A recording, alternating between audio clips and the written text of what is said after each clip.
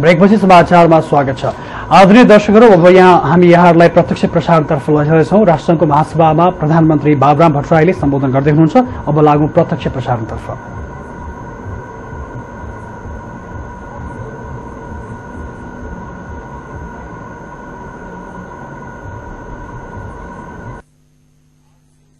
To His Excellency, Mr. Ban Ki-moon, Secretary General of the United Nations, for strong commitment and dedication with which he has been serving the United Nations. We wish him further success in his second term.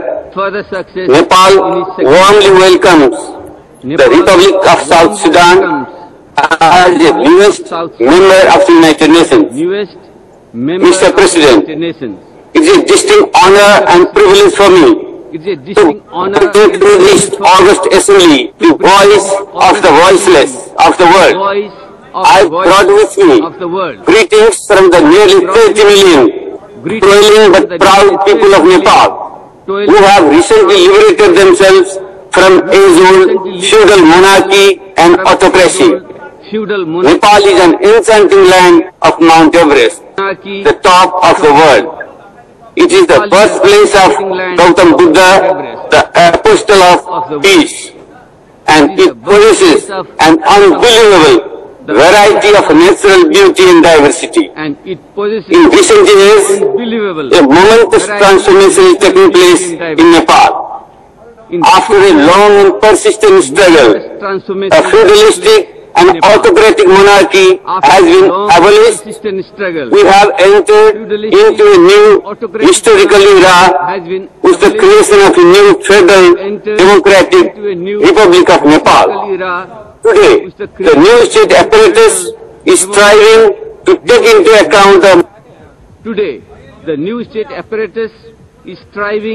to take into account the multi-ethnic, multilingual and multicultural diversity of the country. Abolition of all discriminations and oppression based on class.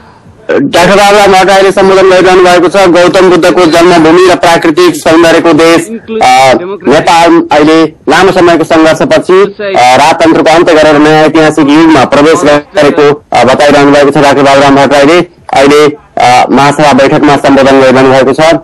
Thanks to the ultimate sacrifices of the South सुडानलाई संयुक्त राष्ट्रको नयाँ मेम्बरको रूपमा पनि स्वागत गर्नुभएको छ।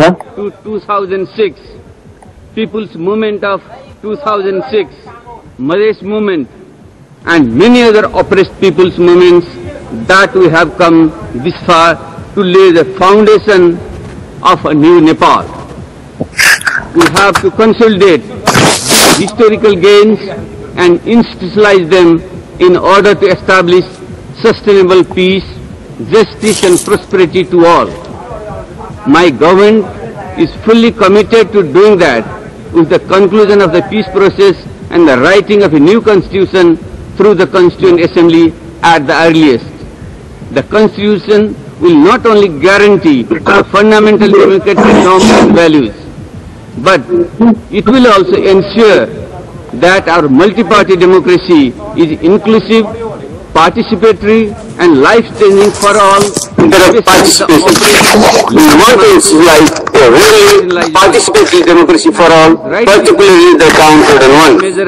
In this context, I would like to remind this August Assembly of the following words expressed from this podium in 2008 by the chairman of my party, Unified Communist Party of Nepal Maoist, and the then Prime Minister Comrade Prachanda, about the landless peasants, downtrodden women, the so-called untouchable Dalits, and millions of exploited masses of Nepal who are aspiring for liberation from all forms of oppression and exploitation.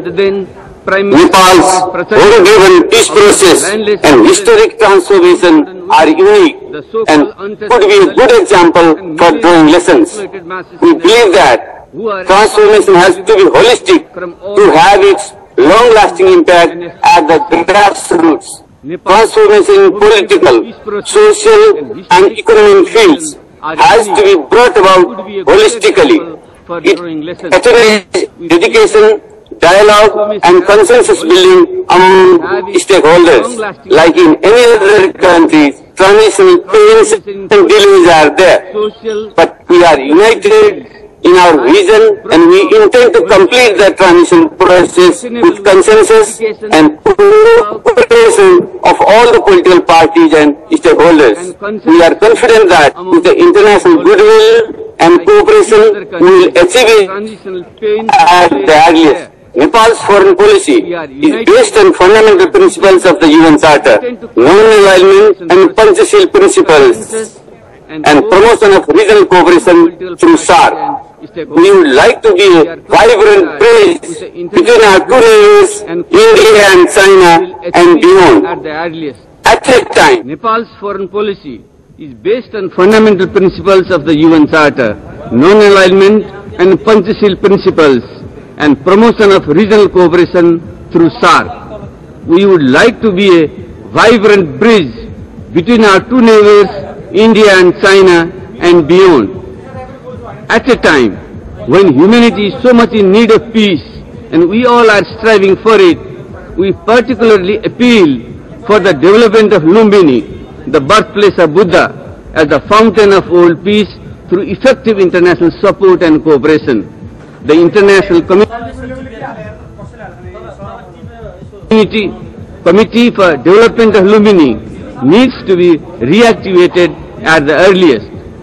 I extend sincere thanks to the United Nations, especially UNMIN, for providing invaluable support and assistance throughout our peace process. We are hopeful that we would continue to receive goodwill and support from the international community in our efforts for prosperity in the country. The United Nations holds a noble vision of peace and security, development and justice, and human rights for all. But if we look around the world, we have a long way to go to achieve this. We still face conflicts, deprivation, and demeaning poverty all around us. How can we have sustainable peace in the world when there is so much of inequality to deal with the root causes? How can one justify the spending of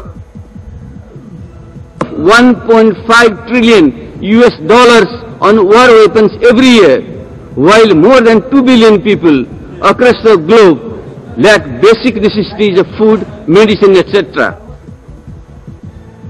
United Nations to come forward with a far-reaching and comprehensive development package. We need a new Marshall Plan for building and reconstruction of post-conflict countries. Lip services and symbolic supports are not enough. It is time problems of today.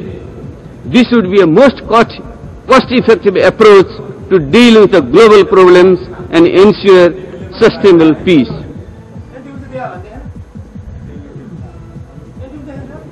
Mr. President, the principles and purposes of the United Nations as enshrined, yet we live in an age of paradox. The gap between the poor and the rich is ever widening. Today, the level of inequity between the states is the highest than any time in the past. The least developed countries, or I would rather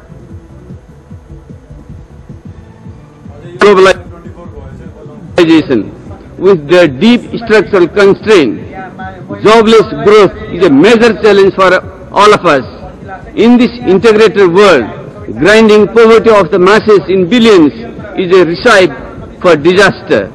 The island of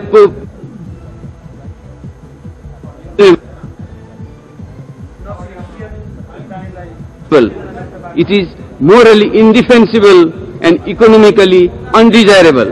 In a globalized and interconnected world, our destiny is inextricably intertwined. When my house is on fire, your house cannot be safe, and financial crisis, fuel and food crisis, and the deeper structural crisis have vindicated the need to seriously review the current economic paradigm. I believe that this is the right time for deeper soul searching and creation of a needs to deal with the current global volatility and growing marginalization of the poor and the weaker economies. The financial capital-driven globalization process is increasingly exposing its inherent structural deficiency, and source of human wealth is duly integrated in this process. We may soon have to face the globalization of unrest and upheavals. The United Nations should be the principal forum to look at it in a coherent, inclusive and whole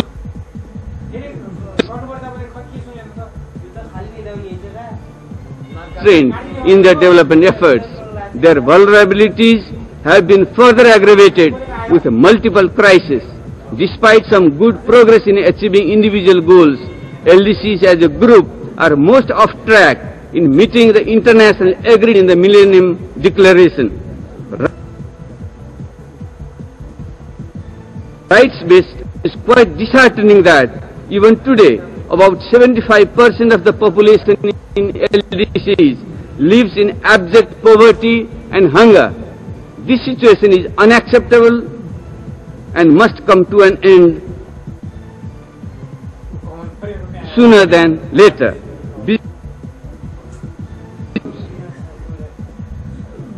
The historically structural process of development of underdevelopment needs to be structurally addressed.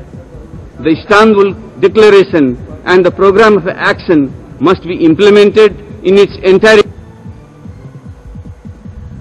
Financing for development and private sector development should be promoted in the free market access and supply side capacity must be ensured to the LDCs.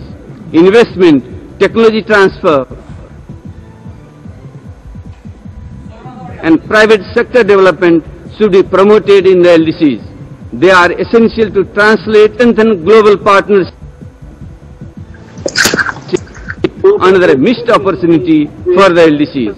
Nepal, with its capacity as the chair of LDCs, will make every effort in cooperation with fellow LDCs to ensure that the issues and concerns of the LDCs remain high on the priority list of the UN development agenda. Developing countries should be recognized and the freedom of transit should be ensured to them as a matter of right.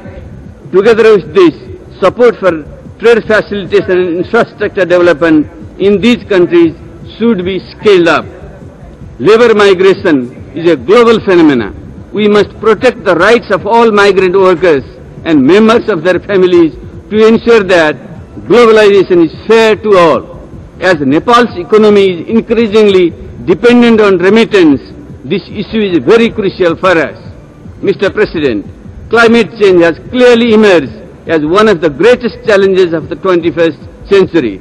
Global warming has precipitated melting down of snow in the Nepal Himalayas, a source of fresh water for over 1 billion people living in South Asia.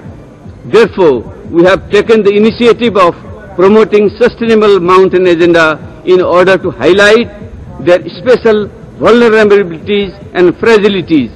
The industrialized countries should bear greater responsibilities for this. There is an urgent need to make progress in climate negotiations and to ensure enhanced and predictable financing. The Rio +20 summit scheduled for next year are critical to define a more sustainable development path and eradicate poverty for the LDCs. Sustainable development agenda should encompass all ecological considerations, including the crucial issue of sustainable mountain development. Mr. President, Nepal reiterates its call for general and complete disarmament of all weapons of mass destruction in a time-bound manner. Nepal strongly believes that regional mechanisms complement efforts to promote the global disarmament agenda. The Regional Center for Peace and Disarmament for Asia and Pacific, located in Kathmandu, would be instrumental in revitalizing the Kathmandu process to facilitate dialogues and deliberations for confidence building in the region. Nepal unequivocally condemns terrorism in all its form and manifestations and calls for expeditious conclusion of the negotiations on a comprehensive convention on international terrorism. We should differentiate between terrorism and struggles for freedom. Nepal's commitment to human rights is deep and unflinching. We are fully aware that the protection and promotion of all human rights, including the right to development and fundamental freedoms, strengthens the sustainability of peace and progress. We have established an independent constitutional body, the National Human Rights Commission, as a watchdog institution. We are committed to build and strengthen this specialized nation institution as a true custodian of human rights. Mr. President, the General Assembly, which is the only representative body at the global level, needs to be given commensurate power and authority to truly work as a world parliament. It should not remain toothless. Similarly, Nepal supports the expansion in the membership of the Security Council in both the categories. Reform must address all the interrelated issues such as representation as well as transparency and accountability in the working methods of the Security Council. The role and contribution of smaller states in the maintenance of international peace and security must be duly acknowledged. We underline the crucial role of the United Nations in promoting international cooperation for development.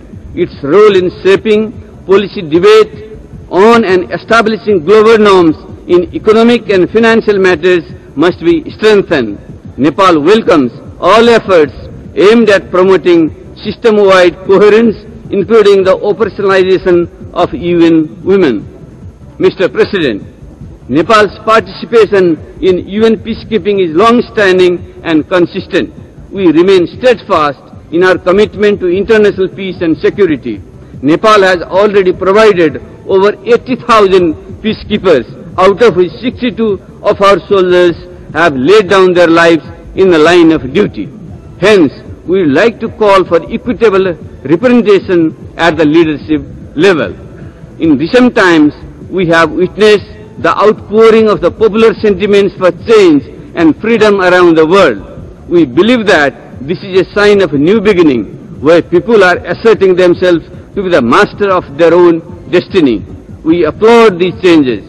We should support them based on the fundamental principles of the United Nations.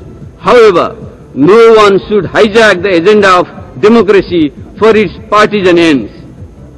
The long drawn-out peace process in the Middle East is a matter of serious concern for us all.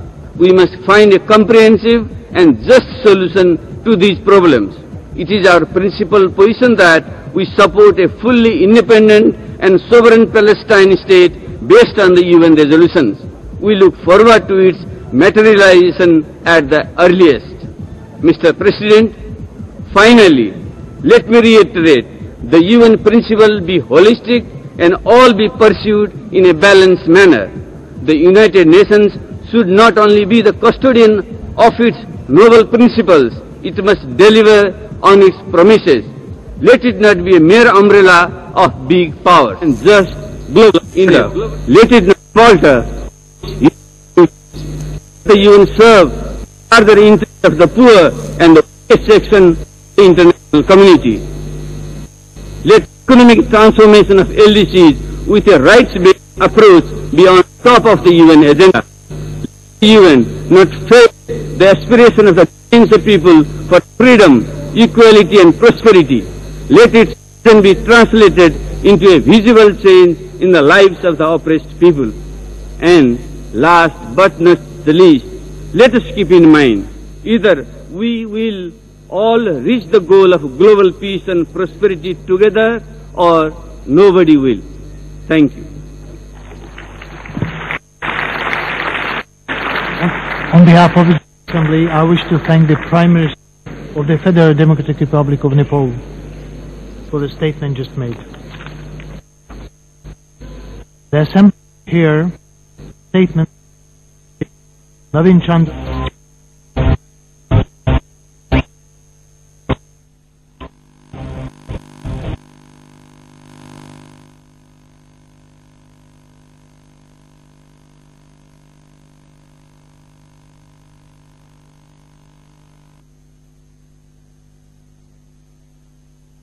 कुरा बताउनु भएको हो।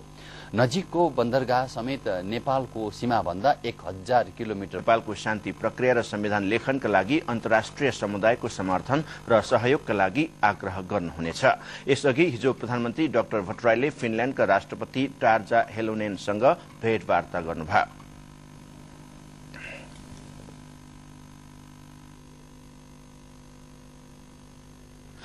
प्रधानमन्त्री doctor भट्टराईले मालदिभ्सका उपराष्ट्रपति मोहम्मद वाहिद हसनसँग पनि छुट्टै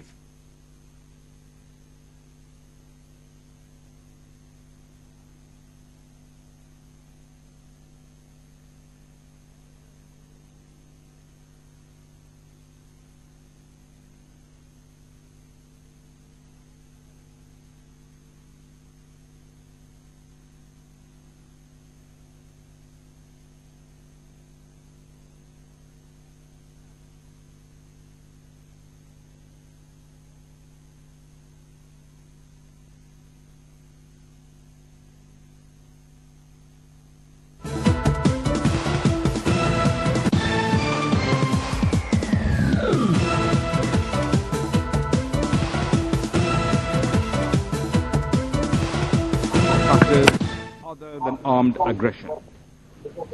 Tensions exist within nations and amongst nations as a result of unequal access to resources or existential. त्यसैले doctor Baburam भट्टराईले प्रधानमन्त्री डाक्टर बाबुराम भट्टराईले राष्ट्रसङ्घीय महासभा बैठकमा भर्खरै सम्बोधन गरेर सकाउनु भएको छ र उहाँले खास गरी यो सम्बोधनमा धनी र गरीब देशहरूबीचको खाडालाई पूर्णको लागि संयुक्त राष्ट्रसङ्घले विशेष पहलका साथ योजना ल्याउनु पर्ने कुरामा जोड दिनु भएको छ। त्यसैगरी उहाँको मुख्य जोड विश्व नै शान्तिको दिशामा अगाडि बढ्नुपर्ने र शान्तिको दिशामा अगाडि बढ्नको लागि पहल गर्नुपर्ने कुरामा उहाँले विशेष जोड दिनुभएको छ। त्यसैगरी शान्तिको कुरालाई लिएर उहाँले के पनि भन्नुभएको छ भने माओवादी र नेपाल खास गरी नेपाल आतंकवादको विरोध गर्ने भए पनि नेपालले आतंकवादको विरोध गर्ने भए पनि खास गरी न्यायपूर्ण संघर्ष र आतंकवाद बीच फरक छुट्याउनु पर्ने उहाँले बताउनु भएको छ। र उहाँले सुरुमा साउथ सुडानलाई दक्षिण सुडानलाई संयुक्त राष्ट्रसङ्घको नयाँ सदस्यका रूपमा स्वागत पनि गर्नुभएको छ।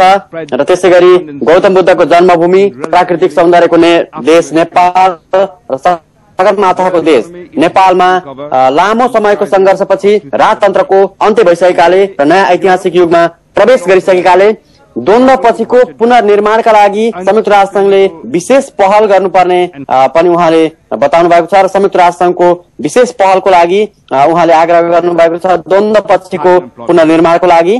र त्यसै गरी उहाँले दलितको मुद्दाको बारेमा पनि उहाँले जानकारी गराउनु भएको छ। नेपालमा भएका समस्याहरू बारे पनि उहाँले जानकारी गराउनु भएको छ। माओवादी अध्यक्ष प्रचण्ड प्रधानमन्त्री हुँदा नेपालमा छुवाछुतको अन्त्य गर्ने घोषणा गरेको कुरालाई पनि उहाँले स्मरण गरेको छ। त्यसै गरी नेपालको विदेश नीति पञ्चशीलको आधारमा चलिरहेको स्मरण गराउँदै नेपालले भारत र चीनको बीचको पुलको रूपमा काम गर्ने पनि उहाँले बताउनु भएको छ। र उहाँले अर्को कुरामा के जोड दिनु भएको छ भने लुम्बिनीको विकासको लागि उहाँले विशेष जोड दिनु भएको छ। संयुक्त राष्ट्रसङ्घका महासचिव बान की मुनसँग भरे हुने छलफलमा पनि उहाँले लुम्बिनीको विकासमा अन्तर्राष्ट्रिय समुदायको सहयोग बारे फेरि पनि एकपटक कुरा गर्नुहुने कार्यसूची रहेको छ। भरे बान की मुनसँग हुने भेटमा उहाँले यससँगै नै यसबारेमा पत्रकार सम्मेलनमा जानकारी गराइसक्नु भएको थियो भने संयुक्त राष्ट्रसङ्घको यो महासभा बैठकमा पनि उहाँले लुम्बिनीको विकासको लागि अन्तर्राष्ट्रिय समुदाय पुनः सक्रिय हुनुपर्ने बताउनु भएको छ र अन्तर्राष्ट्रिय समुदायको सहभागिताको आग्रह गर्नुभएको छ। र त्यसै गरी नेपालमा अन्तर्राष्ट्रिय समुदायको सद्भावबाट शान्ति कायम गर्न सकिने विश्वास पनि उहाँले व्यक्त गर्नुभएको छ। नेपालमा शान्तिको लागि र नेपालमा राजनीतिक एउटा दिशा पकड्नको लागि पनि अन्तर्राष्ट्रिय समुदायको सद्भावको जरुरी रहेको उहाँले बताउनु भएको छ। त्यसै गरी उहाँले राष्ट्रसंघलाई द्वन्द्वपछिको विकासको लागि सहयोग गर्न खास प्याकेज सहित आउन विशेष आग्रह गर्नुभएको छ र त्यसै गरी उहाँले ग्लोबलाइजेसन अहिलेको ग्लोबलाइजेसनको मारमा अविकसित देशहरू र अल्प विकसित देशहरू र विकासोन्मुख देशहरू परिरहेको पनि स्मरण गराउनु भएको छ। त्यसैले न्यू ग्लोबल इकोनोमिक अर्डर कायम गर्नको लागि नीतिका साथ आउन उहाँले संयुक्त राष्ट्रसंघसँग आग्रह पनि गर्नुभएको छ र त्यसै गरी क्लाइमेट चेन्जले नेपालमा पारेको असरबारे पनि उहाँले संयुक्त राष्ट्रसंघको ध्यान आकर्षण गराउनु भएको छ। क्लाइमेट चेन्जबाट नेपालमा परेको असरका कारण नकारात्मक असरका कारण खास गरी त्यहाँको जनजीवनमा परेको असरबारे पनि उहाँले स्मरण गराउनु भएको छ संयुक्त राष्ट्रसंघलाई र त्यस कारणले गर्दा क्लाइमेट नेगोसिएसनको जरुरी भएको खास गरी क्लाइमेट चेन्जको कारणले असर परेकाले क्लाइमेट नेगोसिएसनको जरुरी भएको र कसरी क्लाइमेट चेन्जबाट भइरहेको असरबाट मुक्त हुन सकिन्छ भन्ने विषयमा अगाडि बढ्न जरुरी रहेको पनि उहाँले बताउनु भएको छ। त्यसै गरी ग्लोबल डिसआर्मामेन्टमा नेपालले पनि विश्वास गर्ने ग्लोबल डिसआर्मामेन्टको एजेन्डामा नेपालले पनि विश्वास गर्ने बताउनु भएको छ। विश्वव्यापी रूपमा हतियार अन्त्यको लागि नेपालले सहयोग गर्ने उहाँले बताउनु भएको छ। त्यसै गरी उहाँले खास गरी दिगो विकासको योजना ल्याउन राष्ट्रसंघलाई आग्रह गर्नुभएको छ। मुख्य कुरामा राष्ट्रसंघले घोषणा गर्ने मात्र होइन, राष्ट्रसंघ एउटा फोरम मात्र होइन, उसले दिगो विकासको योजना ल्याएर विश्वलाई एउटा विकासको नयाँ फेजमा लैजानको लागि पहल गर्नुपर्ने पनि उहाँले बताउनु भएको छ र त्यसै गरी प्रजातन्त्रको एजेन्डालाई कसैले पनि विश्वमा अपहरण गर्न नसक्ने पनि उहाँले बताउनु भएको छ र खास गरी उहाँले विकासमा जोड दिनु भएको छ र नेपाल संयुक्त राष्ट्रसंघले नेपालमा गरिरहेको अहिलेसम्मको पहलको पनि उहाँले यसै मञ्च मार्फत स्वागत गर्नुभएको छ र उहाँले राष्ट्रसंघको शान्ति पीस किपिङ मिसनमा नेपालले गरेको योगदानको बारेमा पनि विश्व शान्ति स्थापनाको लागि नेपालले गरेको योगदानको बारेमा पनि यहाँ स्मरण गराउनु भएको छ र यो योगदानका क्रममा 80,000 पीस किपरहरू शान्ति सेनाहरू पठाइसकेको र त्यसमध्ये 62 जनाको शान्ति स्थापनाको लागि सक्रिय हुँदाहुँदै मृत्यु भइसकेको पनि उहाँले बताउनु भएको छ। त्यसै गरी अविकसित देशको एजेन्डालाई संयुक्त राष्ट्रसंघको मुख्य एजेन्डा बनाउनको लागि उहाँले पहल गर्न आग्रह गर्नुभएको छ र उहाँले विशेष जोड अन्त्यमा केमा दिनुभएको छ भने विश्व ग्लोबल शान्तिको खास गरी विश्व नै शान्तिको एजेन्डातर्फ उन्मुख हुनको लागि एकजुट भएर अगाडि बढ्नुपर्ने कुरामा उहाँले विशेष जोड दिनुभएको छ। र यसरी संयुक्त राष्ट्रसंघको बैठकमा डाक्टर बाबुराम भट्टराईले शान्तिको एजेन्डा र विकासको एजेन्डालाई मुख्य प्राथमिकताका साथ उठाउनु भएको छ। उहाँले द्वन्द्वपछिको पुनर्निर्माण र शान्तिको एजेन्डालाई मुख्य विषय बनाउनु भएको छ र विश्वका कैयन मुलुकहरूमा भइरहेको परिवर्तनबाट विश्व एउटा नयाँ युगमा प्रवेश गरिरहेको संकेत मिलिरहेको पनि उहाँले बताउनु भएको छ। यसरी डाक्टर बाबुराम भट्टराईले आफ्नो सम्बोधन सकाउनु भएको छ। यसपछि डाक्टर बाबुराम भट्टराईले अरू भेटघाटका कार्यक्रममा सहभागी हुनुहुनेछ र दिउँसो पत्रकार सम्मेलनको आयोजना पनि गरिएको छ। नेपाल मिसन कार्यालयमा न्युयोर्कमा आधा घण्टाको लागि पत्रकार सम्मेलनको कार्यक्रम पनि गरिएको छ। त्यो पत्रकार सम्मेलनमा उहाँले अमेरिका भ्रमण राष्ट्रसंघको बैठकमा भाग लिनका लागि उहाँले गर्नुभएको अमेरिका भ्रमणबारे विस्तारमा जानकारी गराउनुहुनेछ र आजै संयुक्त राष्ट्रसंघका महासचिव बान की मुनसँग पनि भेटघाट गर्ने कार्यक्रम रहेको छ र सबै भेटघाट सकिसकेपछि उहाँ राति 12 बजे आज नै भरे बेलुका 12 बजेको फ्लाइटबाट नेपाल फर्कनु हुने कार्यक्रम छ र नेपालको स्थानीय समयअनुसार उहाँ नेपालको सोमबार बिहान नेपाल पुग्नुहुने कार्यसूची रहेको बुझिएको छ।